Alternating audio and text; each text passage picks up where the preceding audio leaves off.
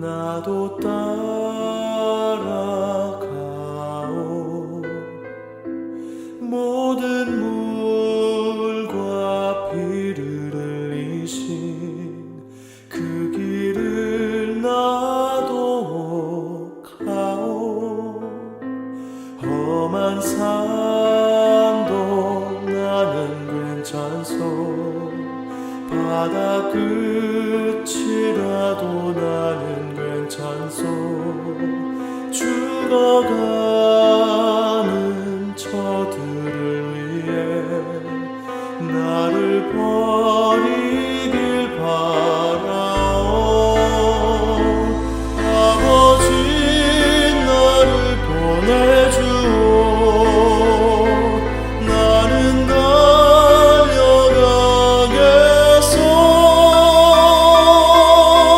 목숨도 아끼지 않겠소. 나를 보내주오.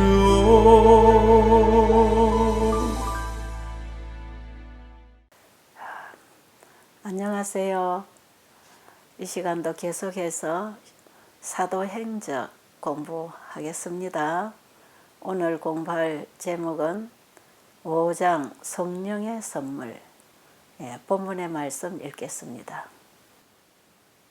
요한복음 14장 16, 17절. 내가 아버지께 구하겠으니 그가 또 다른 보혜사를 너희에게 주사 영원토록 너희와 함께 있게 하시리니 저는 진리의 영이라. 세상은 능히 저를 받지 못하나니 이는 저를 보지도 못하고 알지도 못함이라. 그러나 너희는 저를 아나니 저는 너희와 함께 거하시며 또 너희 속에 계시겠음이라.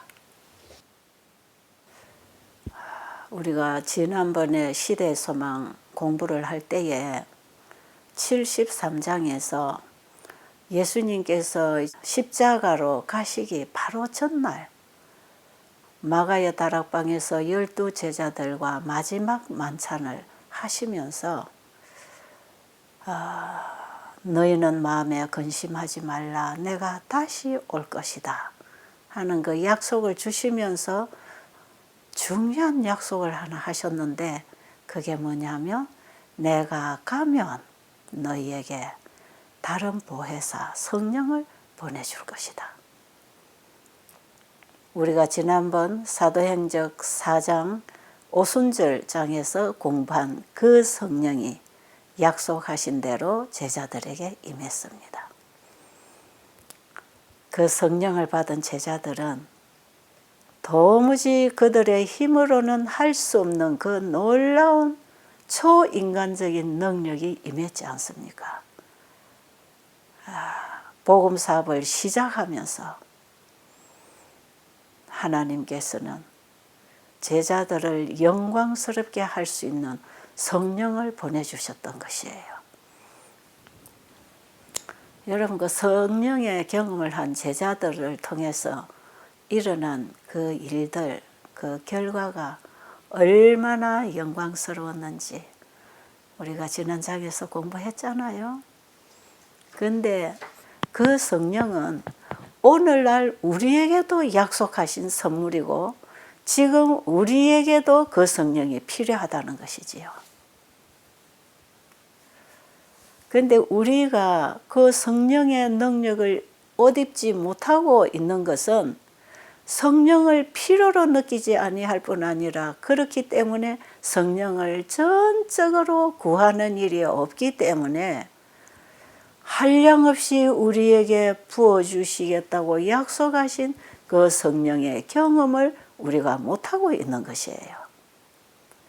그때나 오늘날에나 성령은 조금도 부족함이 없이 우리에게 충분히 허락되어 있다는 것입니다.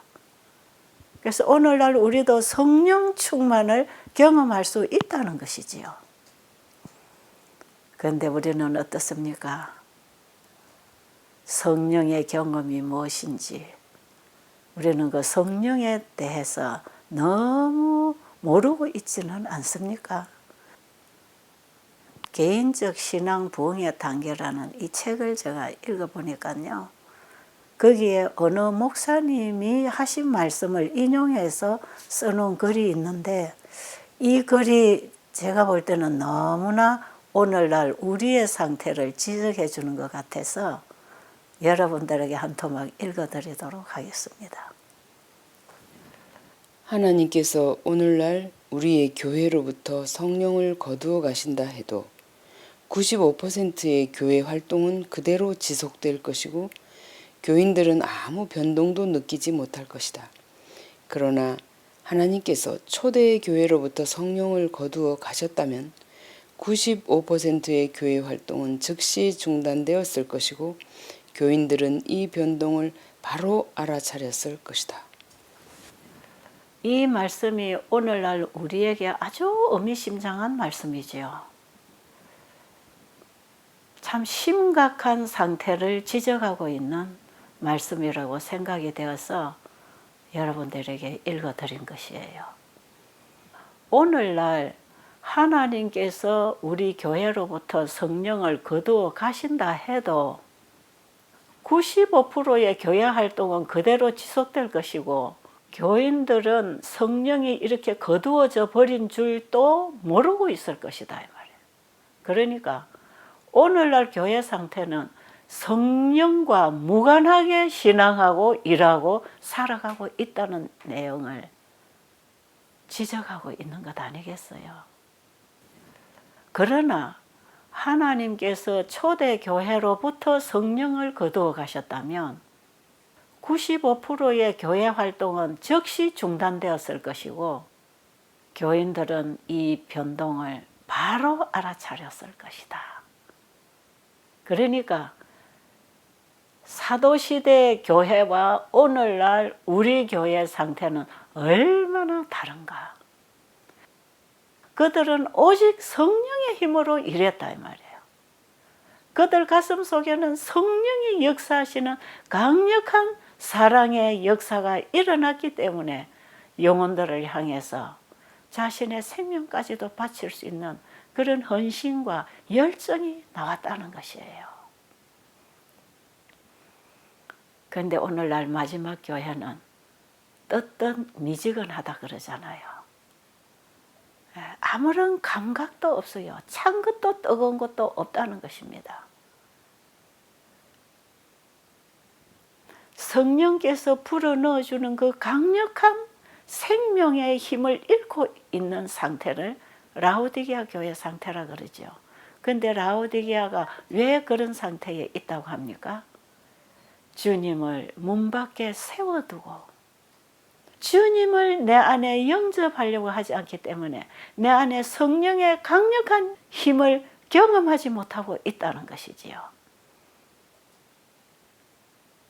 여러분, 성령의 사역은 예수님께서 이루시는 구속의 사역이 우리 안에서 경험되어지도록 사역하시는 분이에요.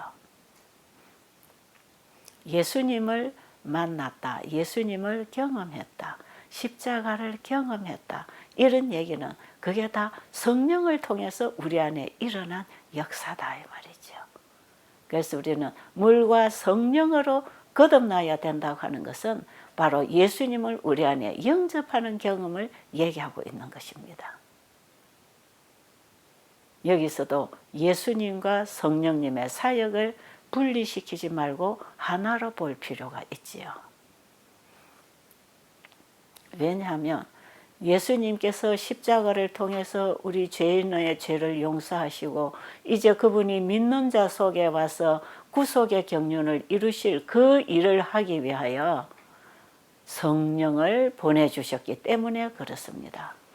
그래서 예수님이 이 땅에 예수라고 하는 육신을 가진 사람으로 계실 때에는 몸이 있는 곳에만 그분이 계실 수 있었지만 이제 그분이 부활하시고 하늘로 가시고 이 땅에 성령으로 다른 보혜사로 임하실 때에는 이제 누구든지 성령을 구하는 자, 예수를 믿는 자 속에 일시에 거하실 수 있으시다 이 말이에요. 그래서 예수님은 내가 오히려 가는 것이 너희들에게 유익하다. 내가 육신의 몸을 입은 예수로 이 땅에 있을 때에는 내가 있는 곳이 한정되어 있지만 내가 가면 일시에 온 세상에 누구든지 주님을 믿고 구하는 자들에게는 함께 동시에 임하실 수 있는 분으로 오실 것이다 이 말이에요. 오늘 우리가 공부하는 사도행전 47페이지 보니까 예수님께서 십자가에 돌아가시기 바로 전에 성령을 약속하실 때에 제자들에게 있어서 아주 필수적이고 완전한 선물을 주시겠다고 약속하셨고 이 선물을 받기 위하여 제자들이 어떻게 해야 되는지를 가르쳐주고 가셨다고 그랬죠. 제자들이 그 선물을 받음으로 주님의 사랑에 주님의 은혜 가운데 거할 수 있게 될 것이었습니다.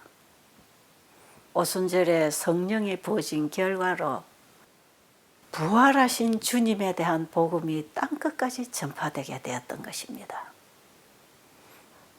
이 제자들이 성령의 능력을 옷 입고 죄인을 구원하시는 은혜의 복음을 선포했을 때에 이 기별을 듣고 있는 사람들은 그 기별이 주는 복음의 능력에 굴복당한 것이에요.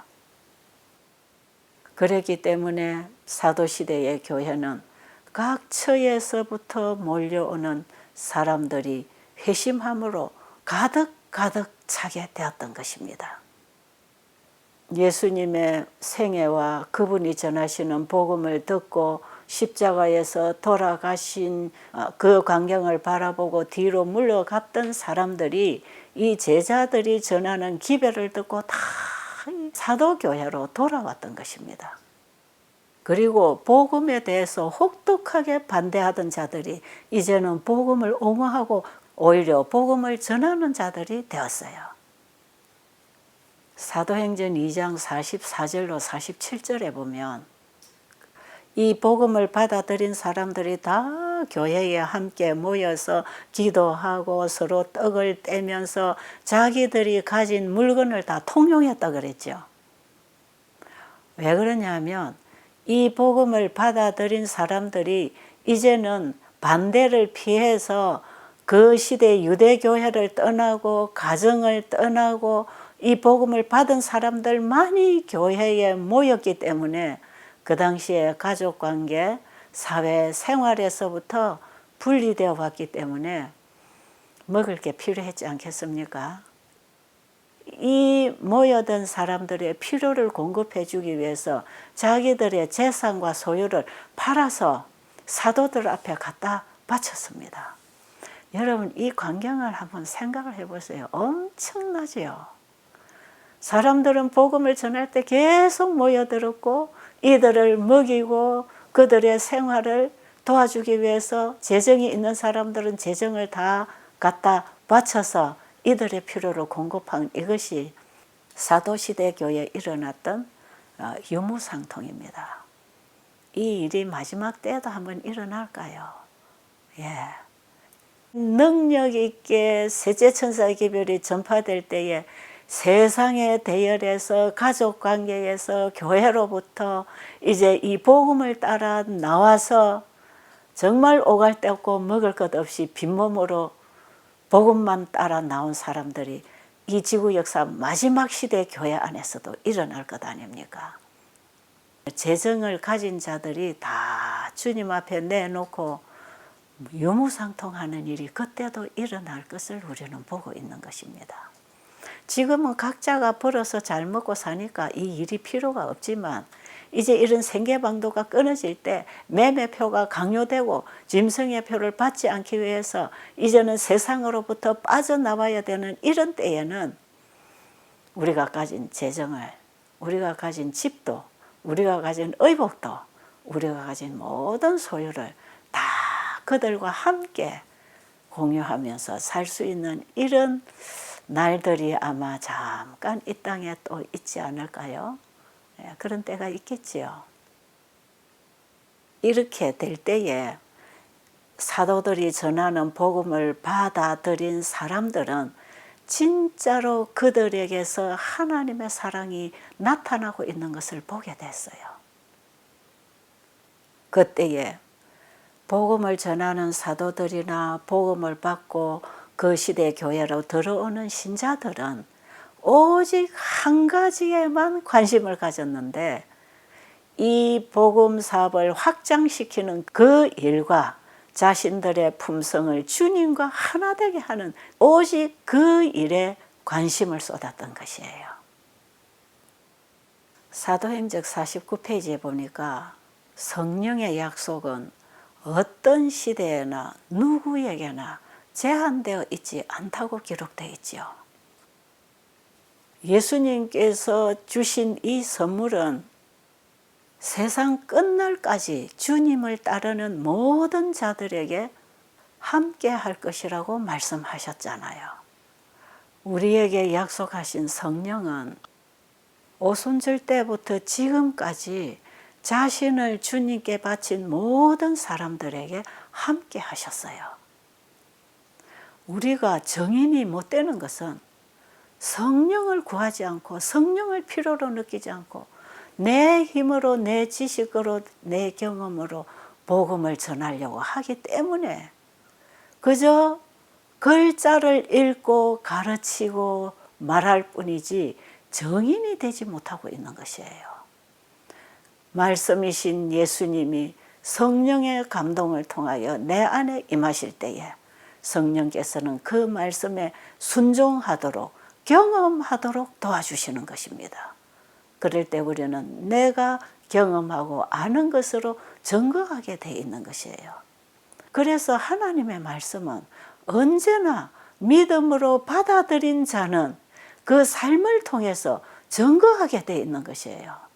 그래서 셋째 천사의 기별의 큰 외침은 성도들의 삶을 통해서 보여주는 외침이라고 하는 것이에요. 그래서 우리의 신앙과 우리의 삶은 일치하게 되어야 되는 것이고 이 일을 가능하게 해 주시려고 우리에게 성령을 보내주신 것입니다. 여러분, 오늘날 우리의 신앙에도 우리의 복음 사업에도 절대적으로 필요한 성령, 그분을 우리가 구하는 진지한 회개와 기도가 있어야 되겠다고 생각이 됩니다. 이 성령 충만한 제자들은 어떤 박해가 닥쳐도 거기에 굳게 설 수 있는 힘을 얻었던 것이지요. 그래서 이들은 마지막 순교장에도 마다 않고 담대하게 나가서 그들의 피로서 복음의 씨를 뿌렸던 것이에요. 이게 어찌 사람의 힘으로 됐겠습니까? 나보고 그렇게 하라 그러면 나는 절대로 못하겠는데 성령이 내게 임하시면 나도 저렇게 될 수 있는 것이구나. 이것을 우리는 오늘 공부를 하는 것입니다. 그래서 사도 바울은 자신이 전하는 복음에 담대했고 확고한 믿음을 증거했단 말이에요. 로마서 1장 16절 17절에 보면 내가 복음을 부끄러워하지 아니하노니 이 복음은 모든 믿는 자에게 구원을 주시는 하나님의 능력이 된다고 바울이 증거하고 있는 것이에요.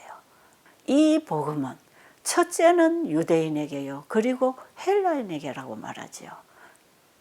이 복음은 첫째로 예루살렘에서 전하고 유대인들에게 전해서 사마리아와 땅끝까지 전하라 그랬잖아요. 그러니까 이 복음을 믿는 자들에게는 그들을 죄로부터 구원하는 능력이 된다는 것입니다. 그러니까 복음은 받은 자가 그 복음의 힘으로 증거하는 것이고 그 복음의 증거를 받은 자들은 그 복음이 주는 능력으로 구원의 경험에 들어오는 것이에요. 이게 인간의 힘으로 되는 게 아니라는 것입니다. 그리고 17절에 보니까 복음에는 하나님의 의가 나타나서 믿음에서 믿음에 이르게 하나니 오직 의인은 믿음으로 말미암아서만 살리라. 여러분, 복음은 하나님의 품성을 담고 오는 것이기 때문에 그 복음을 받아들였을 때에 죄인은 죄로부터 구원을 받아 하나님의 의를 드러내는 것이에요. 그리고 이 복음을 경험한 자는 그 복음에 대한 믿음을 가지고 끊임없이 믿음에서 믿음에 이르는 성도의 삶을 살게 되는 것입니다. 이 두 절 속에 바울은 믿음으로 말미암은 의가 어떻게 우리를 죄로부터 구원하는 복음인지를 분명하게 증거하고 있지 않습니까? 여기에 성령께서 하시는 일이 뭐가 있겠습니까? 예수님을 믿게 하시는 분이 성령이시고요. 예수님을 믿음으로 받아들인 자가 믿음에서 믿음에 이르는 생애에 들어갈 수 있게 하시는 분도 성령님이십니다. 여러분, 나는 지금 연약하기 때문에, 나는 어떤 조건이 갖추어져 있지 않기 때문에 나는 복음 사업에 참여할 수 없다고 생각하는 분이 혹시 계십니까? 그리고 나는 너무 죄인이기 때문에, 나는 너무 허물이 많기 때문에, 나는 성품이 아주 부드럽지 못하기 때문에, 나는 이 복음을 받아들이기에도 부족하고 복음을 전하는 일에는 더더욱 부족하다고 생각하십니까? 그런데 오늘 이 말씀 속에서 우리는 어떤 희망을 얻을 수 있습니까? 우리는 아무리 연약한 상태에 처해 있다 할지라도 성령을 통해서 예수님을 믿는 믿음을 행사할 수 있다는 것입니다. 그리고 그분이 우리에게 주시는 그 능력을 더욱 정진시키면서 믿음에서 믿음에 이르는 생애로 살아갈 수 있다는 것입니다. 가장 연약한 사람도 성령을 구하고 성령의 사역에 내가 맡겨지면 이렇게 되는 것입니다. 성령의 역사하심을 통하여 가장 연약한 사람도 하나님께 대한 믿음을 행사함으로 그들에게 맡겨진 능력을 증진시키는 법과 성화되고 우아해지며 고상하게 되는 법을 배웠다. 겸손히 성령의 변화시키는 가마에 복종하였을 때 그들은 신성의 충만함을 받고 거룩한 형상으로 변화되었다. 지금 읽어드린 말씀은 사도행전 49에서 50페이지. 굉장히 중요한 말씀이고 우리에게 희망이 되는 말씀이죠. 이 일을 해 주시려고 성령을 우리에게 보내주시는 것입니다. 이런 능력을 우리가 받지 못하고 이 은혜를 다른 사람에게도 나누지 못하는 것은 하나님께서 우리에게 성령을 제한시킨 것이 아니고 우리가 성령을 구하지 않고 그분의 사역에 나를 맡기지 않기 때문에 그렇다는 것이에요. 그러나 원한다면 누구든지 다 성령의 충만함을 받을 수 있는 것이에요. 그런데 여러분, 이 성령의 도움을 대수롭지 않게 여기는 사람들이 많지요.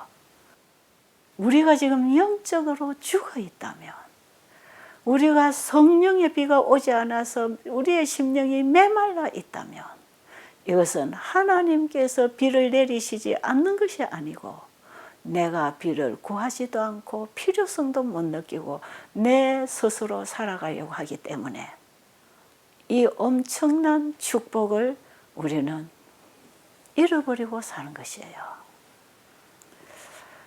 자, 이렇게 중요한 우리에게 꼭 필요한 성령인데 왜 우리는 그분을 알려고도 안 하고 필요도 안 느끼고 그분에 대해서 말도 하지 아니하고 심지어는 그분에 대해서 설교도 하지 않는가, 이렇게 기록되어 있죠.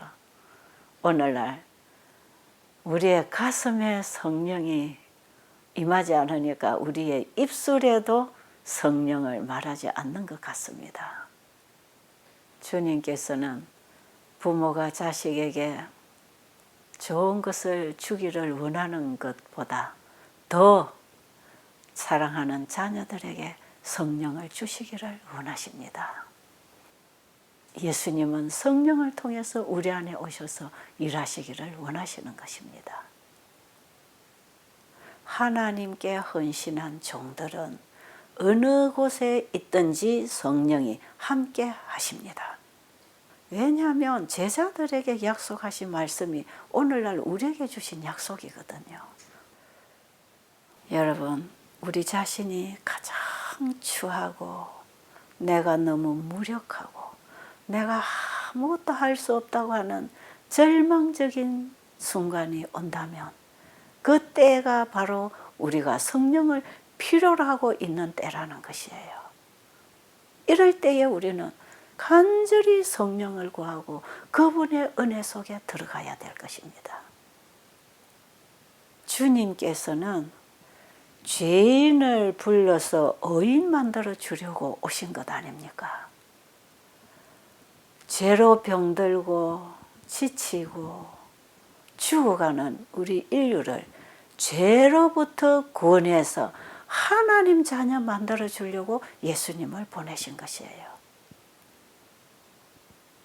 그렇기 때문에 이 복음은 죄인들에게 온 것입니다. 그래서 우리가 예수님을 믿고 천국을 바라보고 살아간다는 것은 내가 의롭기 때문이 아니고 나 같은 죄인을 부르셔서 의롭게 해주실 그분을 믿는 것이 우리의 신앙이에요. 자, 다음 말씀 읽어드리겠습니다. 사도행적 51쪽 성결이란 황홀경이 아니다. 그것은 하나님의 뜻에 대한 완전한 복종이요 하나님의 입에서 나오는 모든 말씀으로 사는 것이요 하늘 아버지의 뜻을 행하는 것이요 빛 가운데처럼 시련과 어두움 중에서도 하나님을 신뢰하는 것이요 보는 대로 행하는 것이 아니라 믿음으로 행하는 것이요 절대적인 확신을 가지고 하나님을 의지하고 그분의 사랑을 신뢰하는 것이다. 여러분, 성결하면은 거룩함, 이것은 하나님께 속한 거잖아요. 그러니까 우리 같은 죄인은 이 성결이라는 의미를 사실은 우리 입으로도 담을 수 없는 거룩한 거예요. 근데 복음은 우리 죄인을 불러서 성결한 하나님의 백성으로 만들어주겠다는 거예요. 이 성결은 어떻게 얻어지는 거냐 하면요. 죄인이 예수님을 믿음으로 말미암아 내 안에 영접함으로 칭의를 얻었을 때에 이것이 거듭남의 경험이라 그러죠. 내가 그리스도와 함께 죽고 그리스도가 내 안에 임하시게 하는 진정한 침례, 거듭나는 것. 여기서부터 성화가 시작되잖아요. 우리 죄는 아무리 착해도 하늘의 속성인 성화를 일으킬 수 없어요. 예수님이 내 안에 성령으로 임하셔서 만들어주시는 품성이 의이고 거기서부터 성화가 일어나는 것인데 성결은 거룩하게 되는 것을 말하는 것이라면 이 거룩하게 되는 성결은 성화의 과정을 통해서 일어나는 것입니다. 그래서 우리 읽은 말씀에 보니까 성결은 하나의 감정적이거나 황홀경에 빠지는 것이 아니라는 것이요. 이것은 거듭난 그리스도인들이 매일 내가 죽고 나를 주님께 드림으로써 주님께 전적으로 복종했을 때에 이루어 주시는 하나님의 은혜예요. 이 사람들은 하나님의 입에서 나오는 모든 말씀으로 살 것이기 때문에 그 삶을 통해 나타나는 모든 열매는 성결의 열매입니다. 이 성결이라고 하는 것은 전적으로 하나님의 뜻에 순복하는 것을 말하는 것이죠. 어떤 상황이 부딪혀도 그것을 해치고 일어나서 하나님의 뜻에 굴복하는 믿음으로 받게 되는 선물이에요. 성화는 인간이 태어날 때에 타고난 좋은 성품이나 좋은 습관이나 부드러운 성향, 어떤 좋은 달란트, 이런 것들을 잘 활용함으로 만들어지는 게 아니에요. 타고난 우리의 성향이 어떻든 그 타고난 죄의 본성을 벗어버려야 돼요. 그리고 그것이 바로 육으로 태어난 내가 죽고 내 안에 새 마음, 새로운 성질을 가진 하나님에 속한 성질을 받아야 되는 것이에요. 그걸 의라 그럽니다. 이렇게 될 때에 육신으로 타고난 죄와 더러움에서부터 분리되는 것이에요. 그리고 주님께로부터 받은 새 마음을 가지고 하나님을 향하여 돌아가는 과정 속에서 매 순간마다 내가 죽고 그리스도 안에 있는 진리로 살아가기 때문에 하나님의 품성을 이루어가는 과정이에요. 이 모든 과정을 성령을 통해서 우리 안에서 이루어 주시겠다는 것입니다. 그러니까 거듭나고 성화되고 완전하게 되는 이 모든 과정에 성령이 우리 안에 임하지 않으면 이 일이 시작도 안 되는 것이에요. 그래서 주님께서는 요한복음 3장에서 사람이 물과 성령으로 거듭나야 되는데 물과 성령으로 거듭나는 것이 예수님을 믿음으로 내 안에 영접하는 것이라고 얘기하고 있는 것입니다. 모세가 광야에서 뱀을 뜬 것 같이 인자도 들려야 하리니 누구든지 저를 믿으면 멸망치 않고 영생을 얻으리라고 말씀하셨던 것이에요.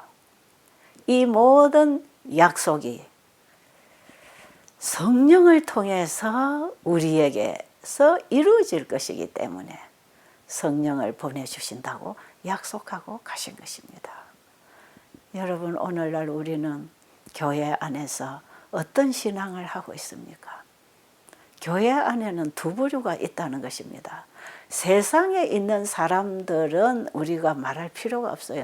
그들은 자연적인 죄인이고 자연적으로 죄의 종으로 살아가기 때문에 이런 사람들은 성령으로 산다, 육신으로 산다 할 필요가 없어요.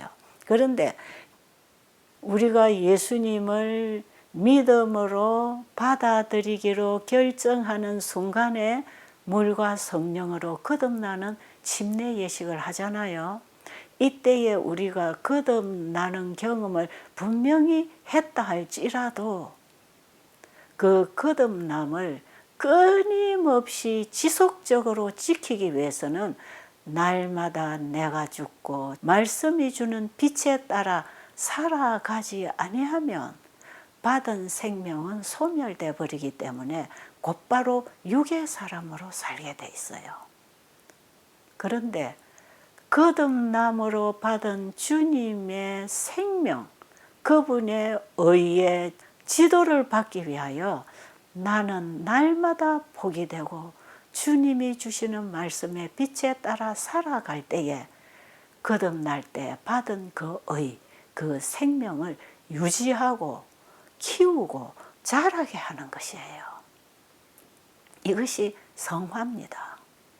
이 성화의 과정은 거듭남으로 시작되는 것이고 날마다의 거듭남으로 성화가 점점 깊어지면서 주님의 품성을 닮아가는 것이에요. 그러니까 우리는 예수님과 성령을 분리하지 말고 우리에게 말씀으로 임하시고 말씀의 빛으로 인도하셔서 그 말씀이 우리를 재창조해 주시는 그 말씀과 성령도 분리하면 안 됩니다. 그래서 이 성령에 대해서 우리는 자꾸 하나님과 성령과 분리해서 설명을 하려고 하면 삼위의 성령 하나님을 부인하게 된다 이 말이에요. 그래서 오늘 우리가 공부하는 장에 이 중요한 말씀이 한 대목 있어요. 읽어드릴게요. 사도행적 51, 52쪽 성령의 본질은 오묘이다. 사람들은 성령을 설명할 수 없는데 이는 주께서 인간들에게 성령을 나타내 보이지 않으셨기 때문이다. 사람들은 공상적인 견해를 가지고 성경절을 모아 거기에 인간적인 해석을 가할지 모르지만 그러한 견해를 받아들인다고 하여 교회가 튼튼해지지는 않는다. 인간이 이해하기에는 너무나 깊은 이러한 오묘에 관하여는 침묵이 금이다. 자, 여러분, 혹시 성령은 삼위 하나님 중에 한 분이 아니라고 하는 그런 교리를 가르치고 배우고 믿고 있는 분이 혹시 오늘 이 공부에 참여하셨다면 지금 읽어드린 이 말씀을 분명하게 붙잡으시고 이해하시기 바랍니다. 성령을 설명하려고 한다든지 아니면 성령을 삼위 하나님에게서 분리시키려고 한다든지 이런 주장을 하는 사람들이 있다면 오늘 이 말씀 한 부분에서 분명하게 여러분들은 답을 얻을 것이라고 생각합니다. 자, 성령은 오묘라 그랬죠. 이건 우리가 풀 수 없습니다. 죄 문제도 그렇습니다. 죄가 어디서 왔느냐? 그 죄가 어디서 왔는지 어떻게 시작됐는지 이것도 오묘라 그래요.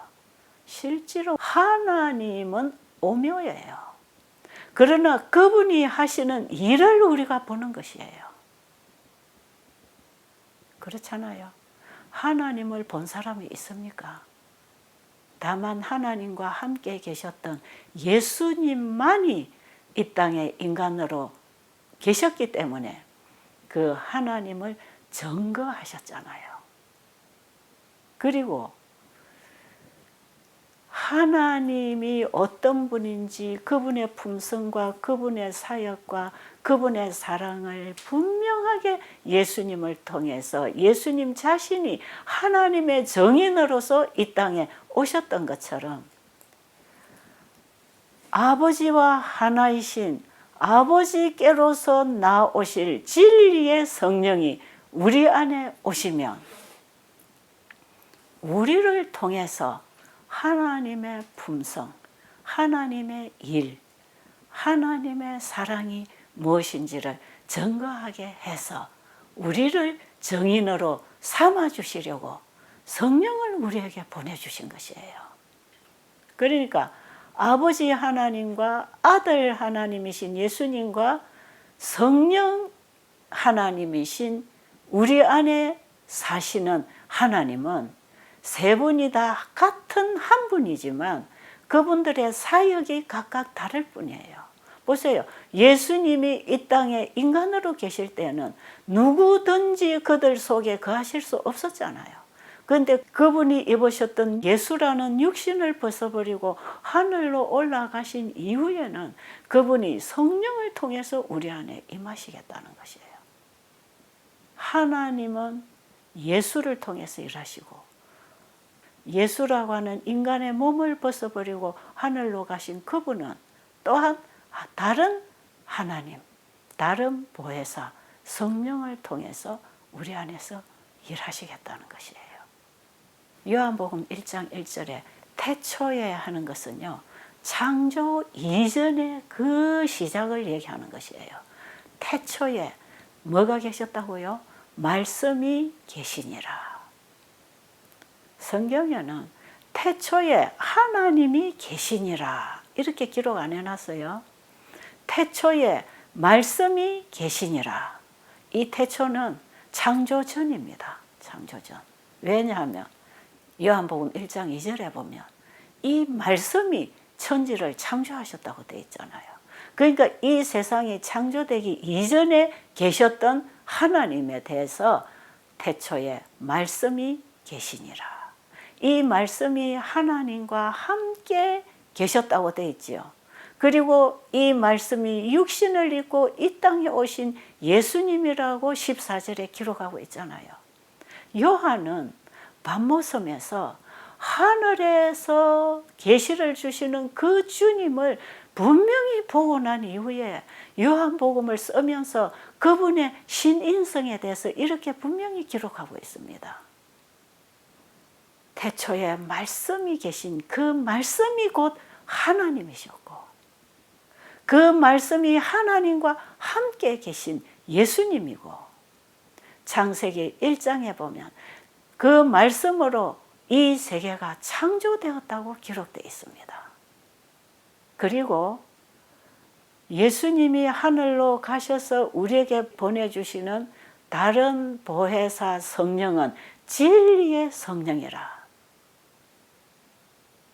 그러니까 성령도 진리이시고 예수님도 진리이시고 하나님도 진리로서 동일하신 분이야. 그리고 하나님도 말씀으로 계시고 예수님도 말씀이 육신이 되신 분이고 우리 안에 임하시는 성령님도 말씀으로 임하십니다. 세 분 하나님은 동일하게 말씀이세요. 그 말씀이 오묘다 이 말이에요.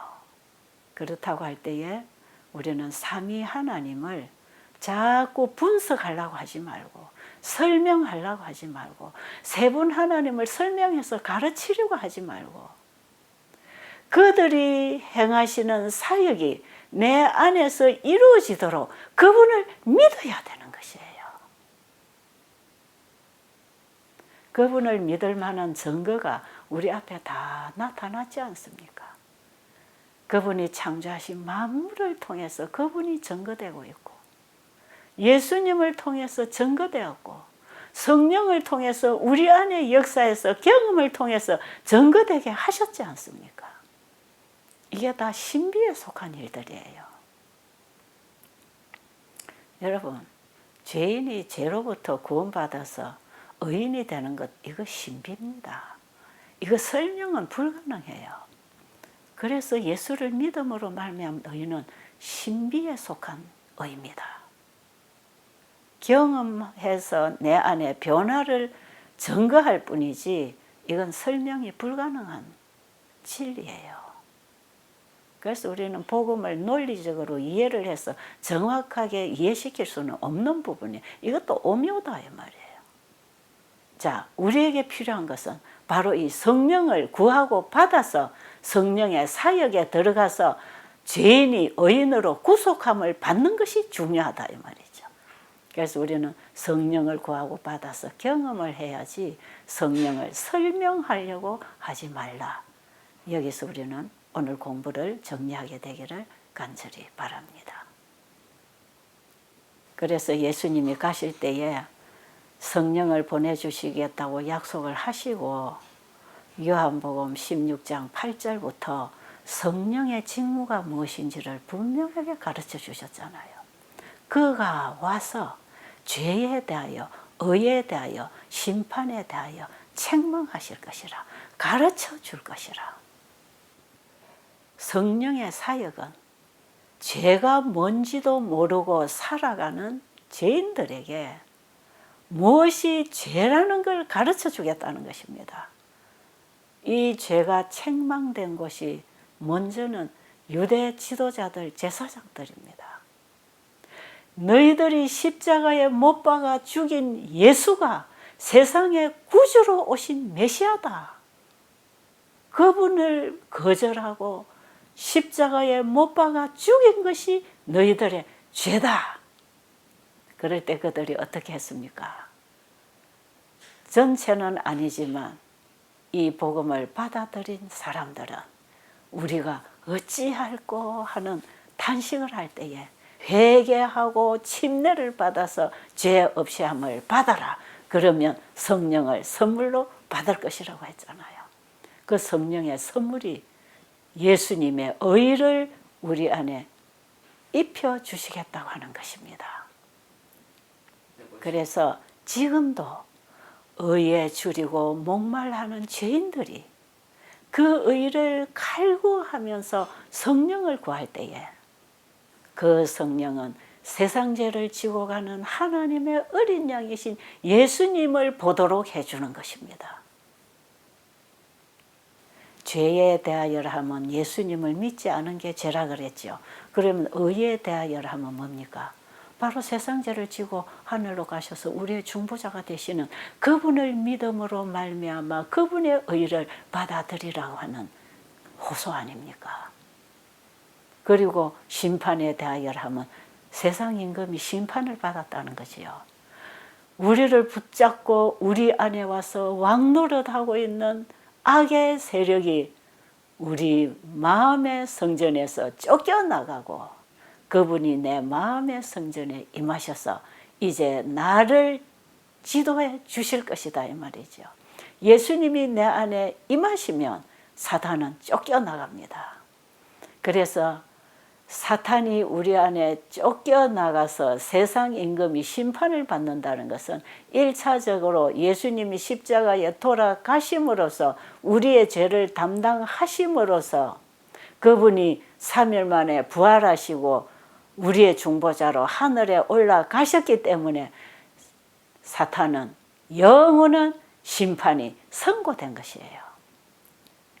그리고 예수님이 지금 하늘 지성소에서 조사 심판을 통해서 우리가 가지고 있던 죄, 우리가 회개하고 버린 그 죄들이 사탄으로부터 왔다는 것이기 때문에 죄인으로부터는 죄를 도말해 주시고 이 죄를 사단에게 옮겨서 영영한 불의 심판이 올 때까지 그를 영영한 무인지경으로 쫓아버리는 심판을 하시잖아요. 이거 우리가 성소진리에서 대속죄일에 대제사장이 하는 일이지요. 그리고 마지막 예수님이 이 땅에 의인들과 함께 삼림하셨을 때에 모든 악인들을 부활시키실 때에 그때에 그들이 심판받고 영영한 불에 태워질 때에 사탄도 그때에 완전한 소멸을 당합니다. 그래서 성령이 오셔서 우리 안에 왕노릇하고 있는 세상 임금을 쫓아내는 일을 해 주셨을 때에 바로 사탄과 분리되고 그리스도와 연합된 이들이 완전한 구원에 이르게 될 때에 사탄은 완전한 심판을 받게 되는 것이요. 이 죄로부터 죄인을 구원해서 구속하시는 이 과정이 예수님의 초림과 성천과 재림 전에 일어나는 속죄 사업과 이 땅에 다시 임하시는 삼림을 통해서 죄를 완전히 끝내버리는 그 일이 일어날 것인데 우리가 이 땅에서 죄로부터 구원을 받으려면 성령이 오셔서 내가 죄인이라는 걸 깨닫고 그분이 인도하시는 주님께로 가서 주님을 내 안에 영접할 때 사탄은 쫓겨나고 주님이 내 성소에 임하실 거다 말이죠. 이런 과정을 통해서 우리가 완전한 하늘 백성으로 구원에 이르기까지의 그 일을 완성시키기 위해서 성령이 우리에게 보내주신 바 되었다 이 말이에요. 그러니까 지금 우리는 그 성령이 필요한 사람들이고 성령의 호소에 귀를 기울여야 돼요. 그분은 끊임없이 우리 마음에서 역사하십니다. 이거는 죄야. 너는 죄인이야. 이걸 가르쳐주면 우리는 즉각적으로 그 죄를 가지고 예수님께 가서 회개하고 용서를 받아야 된단 말이에요. 지금 우리가 할 일은 그 일입니다. 자, 이렇게 해서 우리 자신이 온전히 성령에게 사로잡히게 됐을 때 우리가 이제 어떤 사람으로 일을 할 수 있는지 사도시대 제자들을 통해서 보여주신 그 성령의 능력이 어떻게 일어났는지를 우리가 다음 장서부터 이제 공부하게 될 것이에요. 자, 그러면 재림 성도들이 어떻게 기도해야 되는지 마지막으로 기도드리고 마치도록 하겠습니다. 나의 하나님이여, 그 큰 날을 위하여 나를 준비시켜 주옵소서. 당신의 귀한 보혈로 나를 씻어주시고 내 죄를 모두 도말해 주소서. 늦은 비가 나의 그릇에 내리게 하소서. 셋째 천사와 연합하는 영광스러운 경험에 들어가게 하소서. 저에게 사업의 일익을 맡겨주시며 선포하게 하소서. 저로 예수 그리스도와 동역하는 자가 되게 하소서.